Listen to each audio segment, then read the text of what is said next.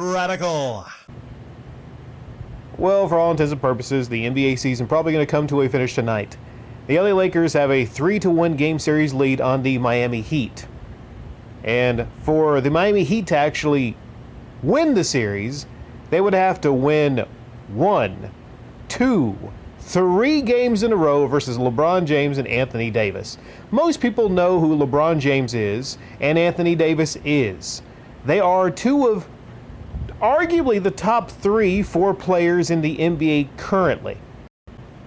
But you have a situation to where 2 of the top few players are on one team. So already it's stacked. It's stacked. And it's not like there's a bunch of nobodies on their team. They got Dwight Howard, they got Rondo, they got Danny Green coming off of, I think he was on that championship team of the Raptors last year. You have a lot of things working in the favor of the LA Lakers.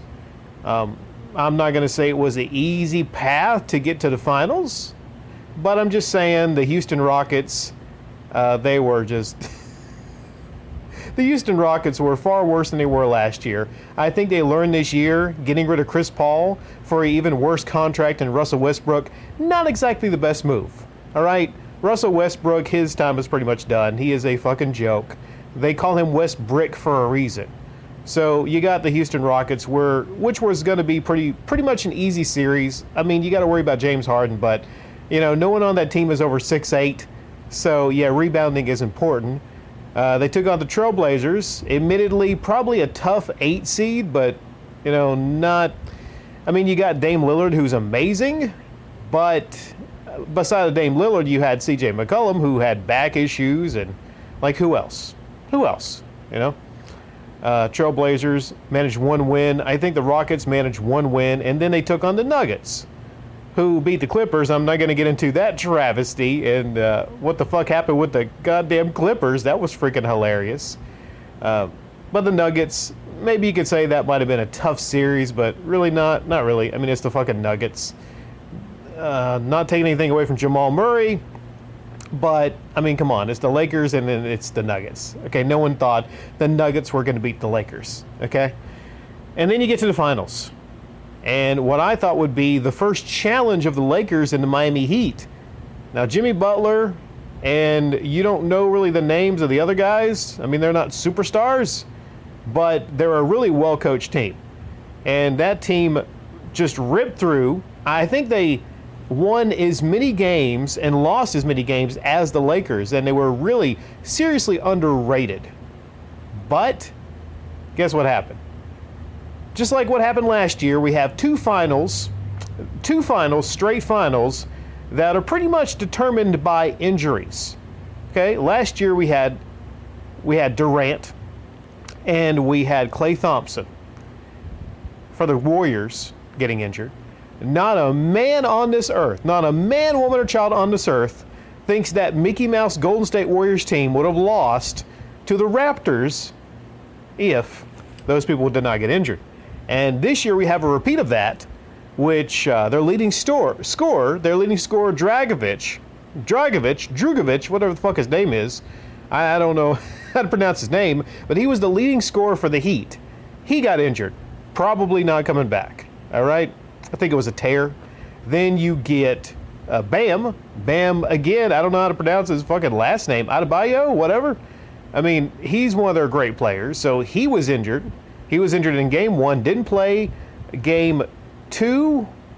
Which one did he not play? I think, he didn't play Game 2 or Game 3, did he? Okay, and then you have, what was the third injury? Well, Jimmy Butler had an ankle sprain, but he came back from that. So you have a team basically on crutches against the LA fucking Lakers, all right? It's already lopsided in many people's opinion because you have, like I said, 2 of the best few players in the NBA period on one team. Okay, LeBron traded away half of his team. Lonzo, oh no, Lonzo. They definitely missed Lonzo to get Anthony Davis to make them kind of like, not a Mickey Mouse team like the Golden State Warriors, but pretty much a team that I don't think in history you've ever had a team with 2 of the top 3 or 4 players on one team in one season not win the finals. Okay, if I'm wrong, correct me in the comment section down below. I might be wrong on that, but pretty much ratings are down because everyone sees this as a predetermined situation.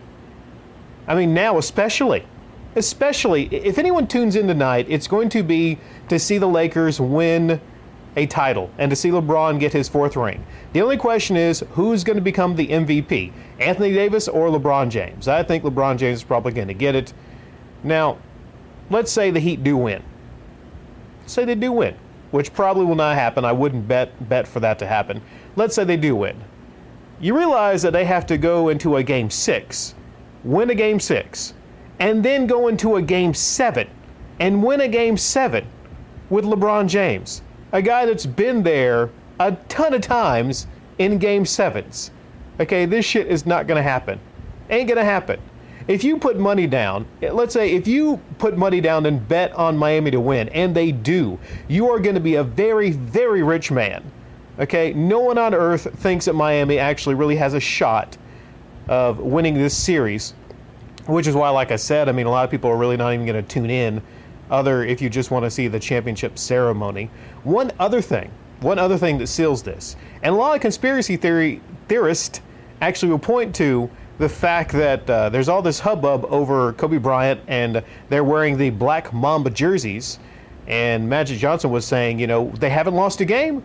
They're never going to lose a game wearing the Black Mamba jerseys, something like that. So let me get this straight, okay?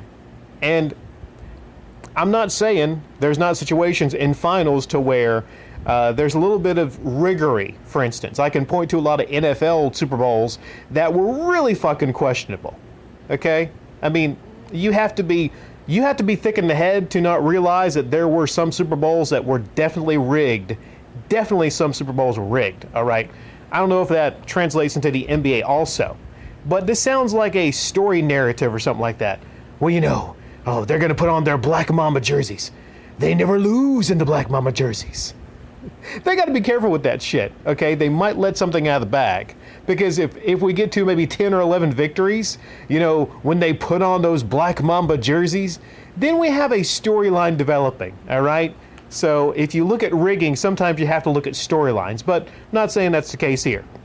I am saying that Miami doesn't have, you know, like Vince McMahon says, they got no chance in hell at coming back. If they do come back, though, heads will explode, all right? Jimmy Butler will be seen in history as the man who slayed LeBron James and Anthony Davis. So that scenario, I'll tell you what, if that scenario happens, here's what I'm going to do. I will start reviewing episodes of My Little Pony Friendship is Magic. Hold me to this.